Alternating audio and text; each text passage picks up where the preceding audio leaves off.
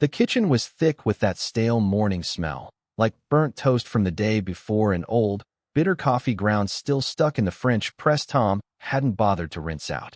He was already on his third cup of black coffee, clutching the warm, cheap ceramic mug like it might offer some comfort, eyes fixed on the dark swirl inside without really seeing it. Outside, the neighborhood was waking up like it always did.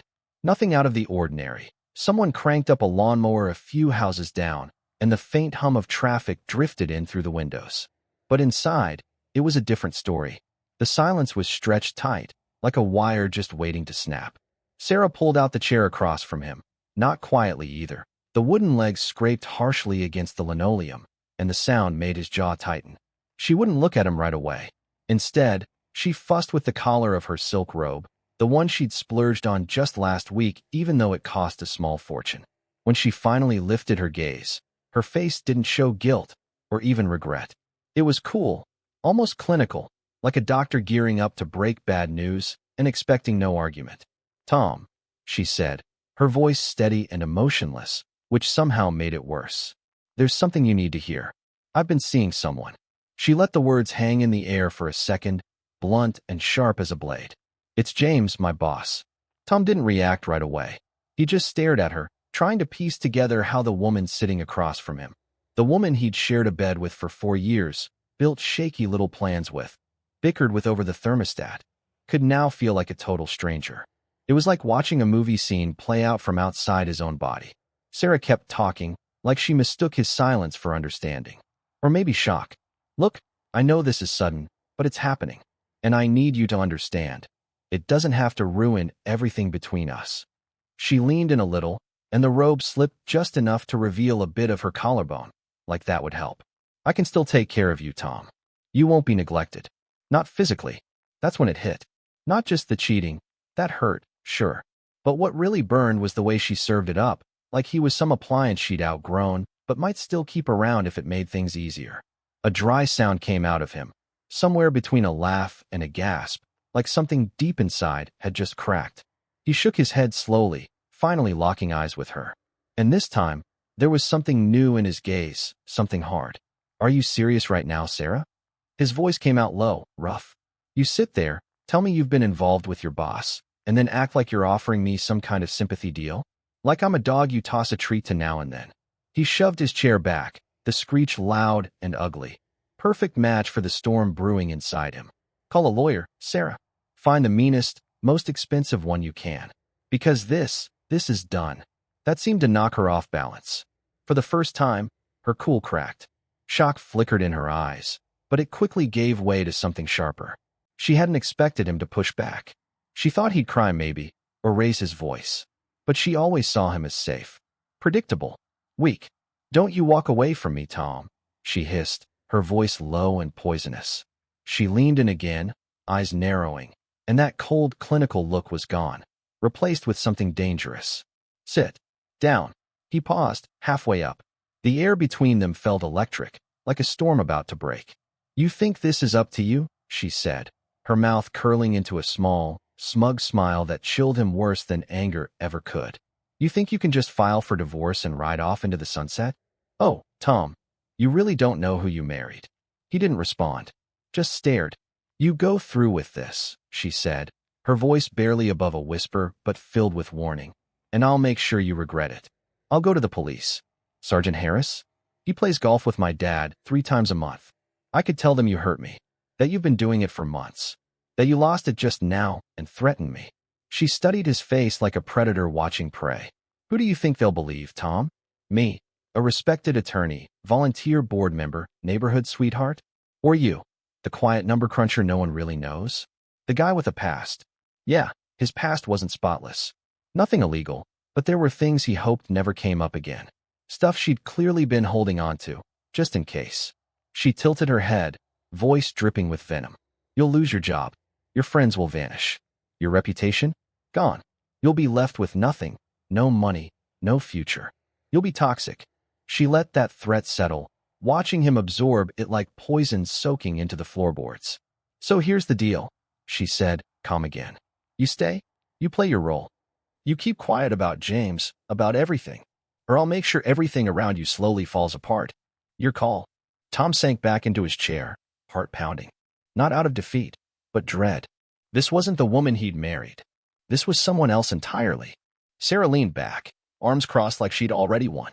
Oh, and one more thing, she added, her voice sugar-coated with fake sweetness. James wants to meet you formally.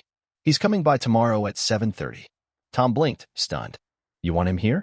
You heard me, she snapped. The sugar was gone now. He thinks we should all get on the same page. You know, establish the new dynamic. Then came that twisted smile again, one that told him she wasn't bluffing. I expect you to be welcoming, Tom, Sarah said with that same smug tone, standing there like a queen issuing orders. Offer him a drink. Be polite. Maybe you two can talk about golf or whatever it is men like you talk about. Men like me. Yeah, the implication was loud and clear. The betas. The ones who lose. Then she smiled, sweet and poisonous all at once. Be a good boy for me. Make a good impression. I sat there for a beat, the anger simmering just under the surface now, not boiling over, just steady and quiet, like the rumble before a storm. Sarah, I said, my voice low and even. Are you sure this is the road you want to take? Threatening me?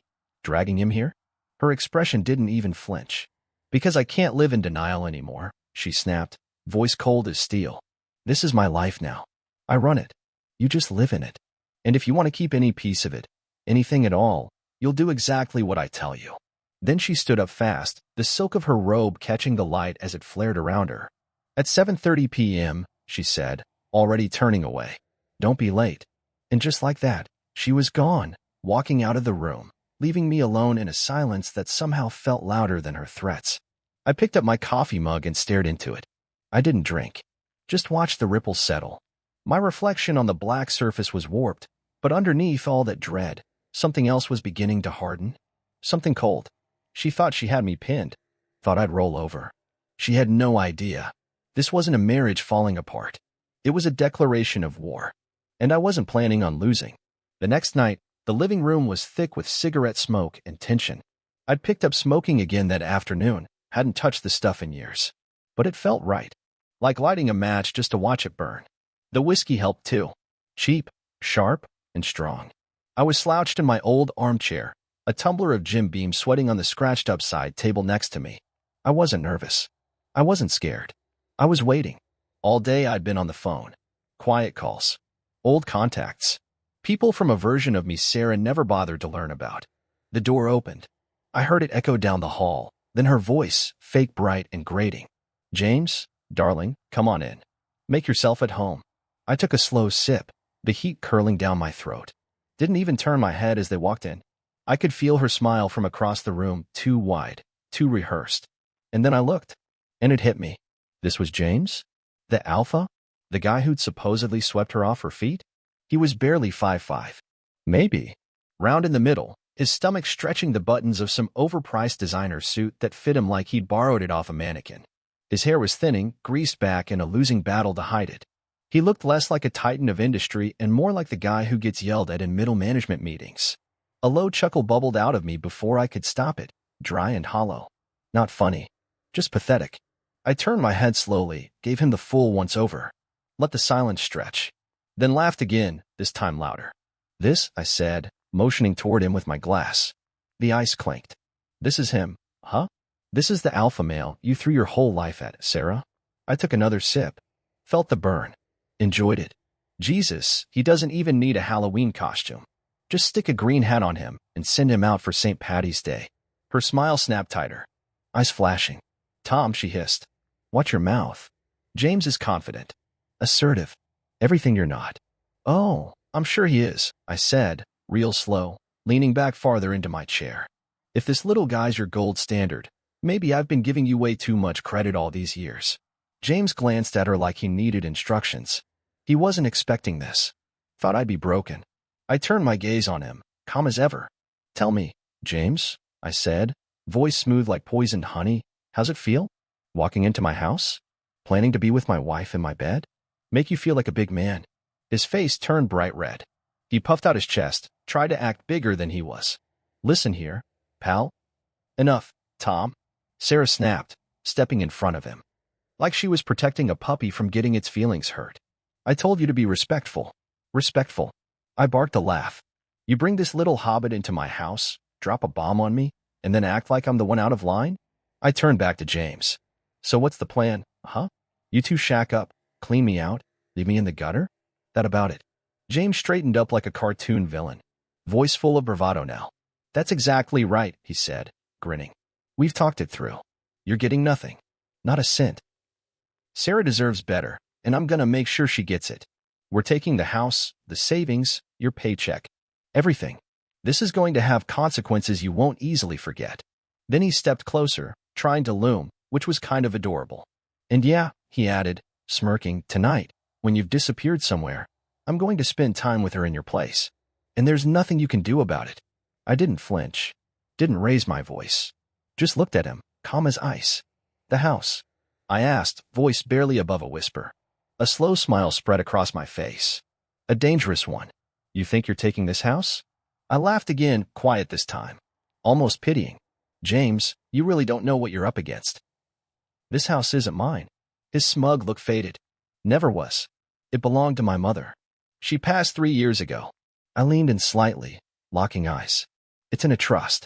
Bulletproof. No judge in the world is going to hand it over to some adulterous gold digger and his pet leprechaun. You won't see a dime from it. His face twisted, confusion all over it.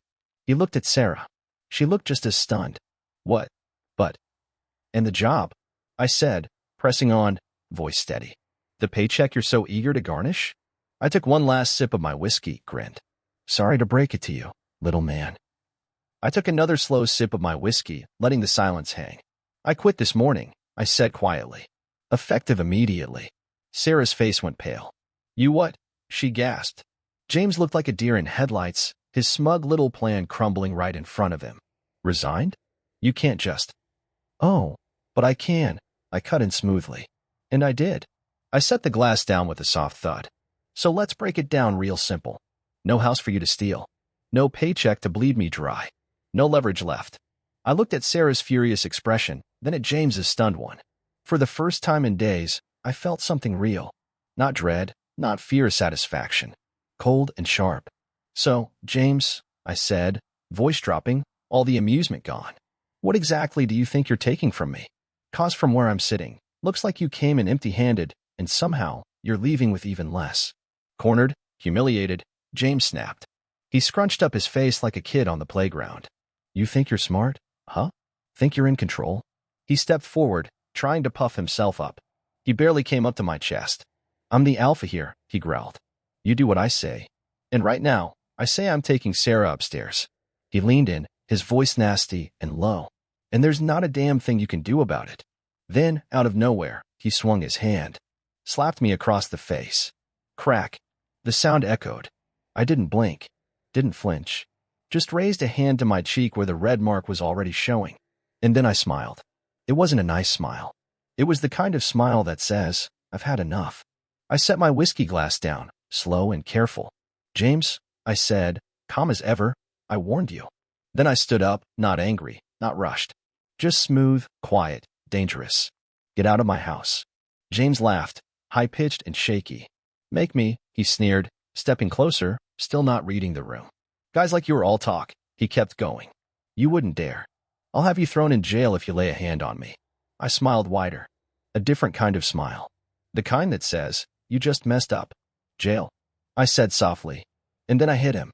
Not wild. Not sloppy. Just a clean, short punch right to the jaw. Crack. James stumbled back, stunned. A little blood at the corner of his mouth. Before he could react, I was on him again. Another blow, straight to the gut. He doubled over, wheezing. I grabbed his jacket, yanked him up. You think you're the real deal? I growled, each word followed by a punch. His nose collapsed under the next hit, blood splattering. Real men don't wreck people's lives. Crack. One of his ribs gave way. He gasped, barely staying upright. Real men don't sneak into another man's home like a coward. Thump. A solid right sent him into the wall. And they sure as hell don't throw the first punch unless they're ready for what comes next. He slid down the wall, a mess of pain and shame. I stood over him, chest rising and falling, not from effort, but from holding back for so damn long. You're nothing, James, I said coldly. Just a scared little bully who chose the wrong house. That's when Sarah finally snapped out of her daze. Tom, stop, she screamed. You're gonna kill him. She rushed toward me, arms out. But before she could reach me, someone else moved. From the hallway, a shadow stepped forward. A woman. Tall, lean, short dark hair, and a presence like coiled steel. Rachel. I'd called her earlier. Before Sarah even got to me, Rachel intercepted, catching her wrist mid-lunge like it was nothing. Let me go, Sarah yelled, furious and desperate. Not happening, Rachel said flatly. In one quick motion, she twisted Sarah's arms behind her back and dropped her to her knees. Sarah cried out, caught between shock and pain. But Rachel wasn't done. Too fast, surgical strikes, open palms, not fists, hit Sarah in the ribs and shoulder blade. Just enough to take the fight out of her. Not enough to do real damage, but plenty to scare the hell out of her. Sarah let out a sharp gasp, the last bit of fight knocked right out of her. I stood there, breathing heavy but steady now, and gave Rachel a quick nod. Everything was going just the way I'd planned it. I turned and walked over to where James was laying, moaning like a kicked dog. I grabbed him by the collar and started dragging him toward the front door. His fancy shoes scraped uselessly across the floor. Where are you taking me? He stammered, his busted lip barely holding the words. Showtime, I said flatly. Outside, the neighbor's porch lights threw long shadows across the lawn. I propped him up against the old oak tree by the curb. Then I pulled out my phone and started recording. Say hello, James, I said, shoving the phone close to his bruised face. Tell everyone what happens when you mess with things that don't belong to you. He tried turning away, but I grabbed his chin and made him look straight at the lens. Smile for the camera, tough guy. I let him slump back against the tree and walked over to his car, a sad little BMW trying to act like it belonged to someone more important. I opened the door and spotted it in the back seat, a cake box. A freaking cake. This clown had actually brought dessert to his little betrayal. I grabbed the box, opened it up. Some over-the-top, multi-layered thing with sugary frosting and frills. You brought a gift? I said, fake surprised. How thoughtful. Then I slammed it right into his face. Frosting, crumbs, and sponge flew everywhere. His hair, his bloody nose, that stupid jacket covered in it. I kept filming. Next, I headed to my truck. From the back, I pulled out a tire iron, solid, cold, dependable. I walked straight to the BMW. Crash. The windshield caved in like it owed me money. Smash. A headlight exploded. Crunch. The hood folded in with a loud, satisfying pop. I didn't stop. Windows, mirrors, lights. I worked my way around that car like it was a job I was proud of. And when I was done, I tossed the tire iron on the lawn and put my phone back in my pocket. I looked at James, still slumped by the tree, frosting mixing with blood. Then I glanced back at the house. I knew Rachel still had Sarah handled. Sirens started to wail in the distance. Perfect timing. Part of the plan. I walked back toward my front door, stepping over broken glass like it was just another Wednesday. Inside, those red and blue lights flashed through the windows, painting everything in that weird, chaotic glow. Out on the lawn, paramedics were strapping James to a gurney. His face was all bandaged up, though you could still see bits of frosting clinging to his chin. Inside, another crew checked on Sarah. She was curled up on the couch, shaking, refusing to even look at me. Rachel stood near the doorway, quiet and alert like always. A cop, older and tired-looking, was writing down my statement. I kept it simple. You broke in, got aggressive. I defended myself. No mention of the affair, the threats, or the setup. Definitely didn't bring up Rachel. Later, over at the hospital, James was doped up but still trying to act like he had some kind of power. He wanted me arrested. Was yelling to the officer about how I lost it and attacked him. The sergeant, name was Johnson, big guy with a no-nonsense look, just listened, flipping through his notepad real casual. When James finished, Johnson leaned in and said real quiet, "You sure you want to go down that road?" James blinked, confused. "Of course I'm sure." Johnson sighed. "Let me give you some friendly advice. Off the record." He looked around, then locked eyes with him. "You know who Tom is?" "Like, really is." James shook his head. "Accountant? Huh?" The sergeant chuckled, dry and hollow. "Yeah, maybe now. But back in the day? Tom was a full-patch member of the Iron Serpent's MC, road captain, even. That's not prospect stuff. That's the real deal. Those guys don't settle things with harsh words." He leaned closer. "Filing that charge could escalate things. Tom's not alone. He's part of a crew with a reputation for responding harshly when one of their own is threatened." James went pale. That last bit of cockiness drained right out of him. His lips moved, but nothing came out. He'd heard the name before, Iron Serpents. Everyone had. Stories of shady deals, drugs, and people who just vanished. And now he realized whose house he walked into. I couldn't shake the memory of Tom's eyes, cold and empty, and the moment he lashed out. It wasn't wild or chaotic. It was methodical, like he'd done it before and knew exactly how much damage to cause without going too far. Then Johnson leaned in, speaking just above a whisper. "Listen, kid," he said, calm but firm.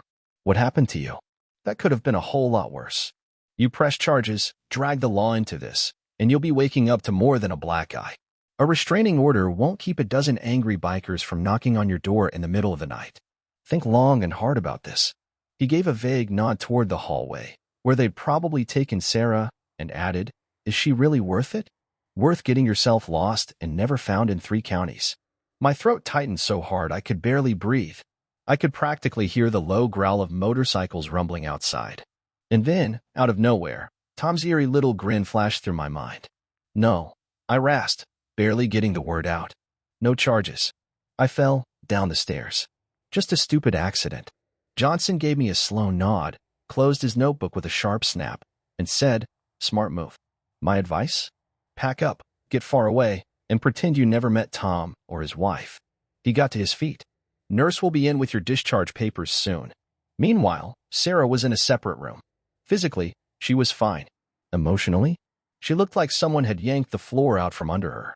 A female officer was interviewing her, and Sarah tried to make up a story claiming her husband had been abusive, that Tom attacked James without warning. But the officer wasn't buying it. And when Sarah's version didn't match up with my sudden confession about falling down the stairs, her story started to fall apart. Later, as they wheeled me past her room, our eyes met. My face must have looked like a ghost. "Let it go, Sarah," I whispered, voice shaky. "Just drop it. The divorce, all of it. Walk away. He's not who you think he is." I told her what Johnson had said. Mentioned the bikers. The fear in my voice seemed to finally cut through that cloud of righteous anger she'd been living in. She didn't say anything, just stared at me, then turned to look at the cop's unreadable expression. The threats she'd thrown around just the day before suddenly sounded laughable, like something a teenager might say when they don't understand how deep the water really is. Gangs? Bikers? Iron Serpents? Could Tom really be mixed up in something like that? The guy she married, the one she thought was so quiet and ordinary? That's when it hit her. A fear colder than anything Tom had ever shown. A fear of something bigger, darker. The days that followed felt like a psychological siege. Sarah, spooked out of her mind, reached out to a budget lawyer I suggested and signed divorce papers that gave Tom everything. She didn't ask for alimony, didn't want a dime, didn't even argue over the couch. She just wanted out. Within 6 days, she had 2 suitcases packed, sold her car for whatever she could get, and hopped on a megabus heading west. She never looked back. As for me, I didn't exactly choose to leave. It was made pretty clear that sticking around wasn't an option. I was in the hospital for about a week, mostly observation, a mild concussion, and during that time, I had guests. Every day like clockwork, 2 guys would show up. Big, silent, wearing worn leather vests with that unmistakable snarling Iron Serpents patch. They didn't talk. They didn't threaten. They just sat there in the chairs by my bed, watching me. Not blinking, not smiling, just there. The nurses couldn't kick them out, technically, they weren't doing anything. But the message was loud and clear. "We see you. We know exactly where you are. You're breathing because we allow it." When I was finally discharged, still sore and jumpy, the surveillance didn't stop. I didn't have a whole gang following me around, but their presence? You could feel it everywhere. 2 bikes would be parked across from my condo. A few more would idle by the grocery store entrance. Sometimes they'd cruise past my office, slow and steady. They weren't in your face about it, but they didn't have to be. That low hum of tension followed me everywhere, fraying my nerves a little more each day. I thought about going back to the cops until I saw something that crushed even that last hope. I was driving downtown, already on edge because 2 bikes were tailing me at a distance. Then I spotted Police Chief Thompson, standing outside the courthouse, chatting with the mayor. Looked like any ordinary day, except Thompson was wearing a black leather vest over his uniform. And on the back, clear as day, the Iron Serpents patch. I almost threw up right there behind the wheel. This wasn't just some gang. They weren't hiding in the shadows. They were part of the town, woven into the system itself. There was no one to turn to. No help coming. That night, I packed a single bag. I didn't bother listing the condo. Didn't care about the wrecked BMW. I called a cab, headed to the airport, and bought a one-way ticket to the furthest place I could think of, Boise. As the plane climbed, leaving behind that twisted town and its invisible chains, I didn't feel safe. I felt like prey that had slipped the trap for now. But the hunters? They were still out there, and they had a long reach. A few weeks passed. It was still strangely warm Indian summer, they call it. The pavement held onto the heat even as the sun dipped low, turning the sky into bruised streaks of orange and purple. Tom was behind the wheel of his pickup, windows down, the engine humming beneath the sound of some lousy old rock song crackling through the speakers. He wasn't headed anywhere special. Just wanted to get out of the house for a bit.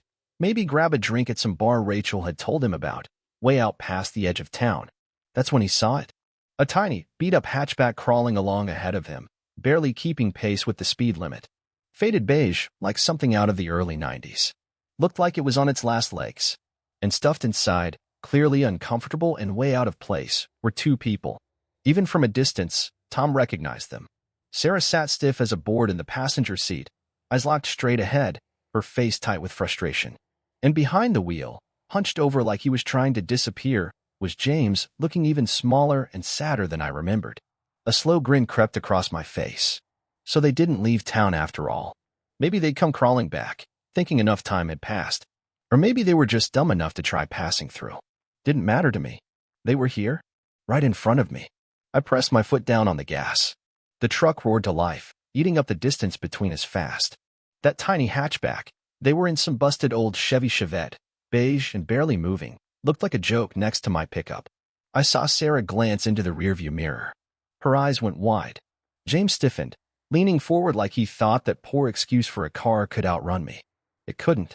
I gave the bumper a little tap. Nothing serious, just a love tap. The back end of the car twitched, and I heard Sarah scream over the roar of the engines. James fought the wheel, panicking. I bumped them again, a bit harder. Thump. The car swerved off toward the shoulder, dust kicking up.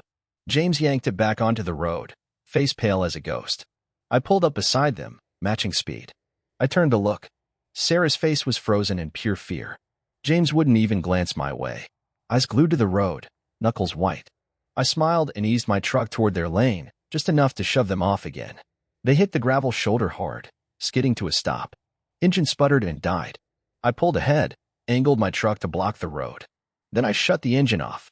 Everything went quiet, except for the crickets chirping out in the tall grass. I reached over, grabbed the half-empty can of cheap beer I'd been working on, and stepped out of the cab. Walked slow, boots crunching on the gravel. They just sat there, frozen, like a couple of deer in the headlights. I stopped next to the driver's window. Didn't say a word. Just looked at both of them, first James, then Sarah. No expression, nothing on my face. I lifted the beer can. James flinched. Thought I was going to chuck it at him. Instead, I lobbed it gently onto the roof of their car. It landed with a hollow clunk. "Get out of my way," I said, my voice low and calm. "Bunch of fools." Then I turned around and walked back to my truck without another word. Climbed in, fired her up. As I pulled away, I looked in the rearview mirror. They were still sitting there, dust settling around that sorry little car, not moving. Just stuck. Powerless. I chuckled. A slow, dark sound.